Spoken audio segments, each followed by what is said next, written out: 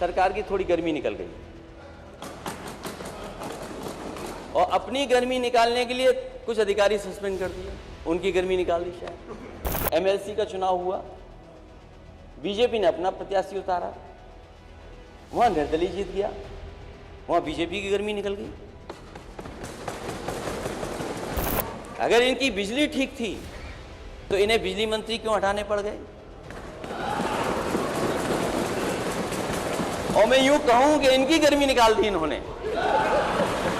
ये रटाया जाता है माननीय अध्यक्ष जी, ये रटाया जाता है कि आपको यही बोलना है। आप बीजेपी के मुंह से सुनेंगे तो कहेंगे 4 डिस्ट्रिक्ट में बिजली जाती है बस।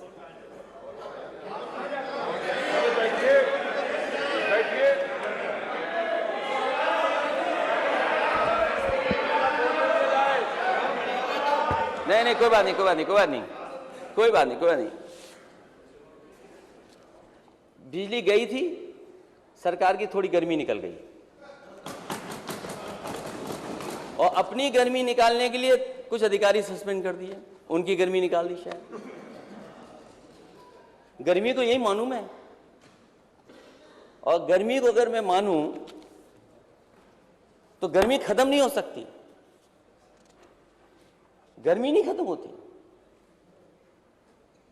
मान लीजिए बनारस का चुनाव था, एमएलसी का चुनाव हुआ, बीजेपी ने अपना प्रत्याशी उतारा, वहां निर्दलीय जीत गया, वहां बीजेपी की गर्मी निकल गई।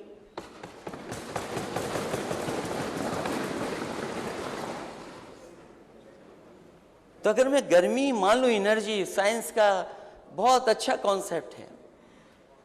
Energy is neither created not destroyed, it can only be transformed और ट्रांसफर्ड। तो आपने एनर्जी निकाली, गुस्से में आप आते होंगे तो कहीं तो एनर्जी निकालेंगे आप। जहां तक बिजली उत्पादन का है सवाल, मैं माननीय सदस्य कहूंगा जब जवाब दें तो वो बताएं अपने 5 साल में कौन सा बिजली का एक कारखाना लगाया, ये बताएं मैं।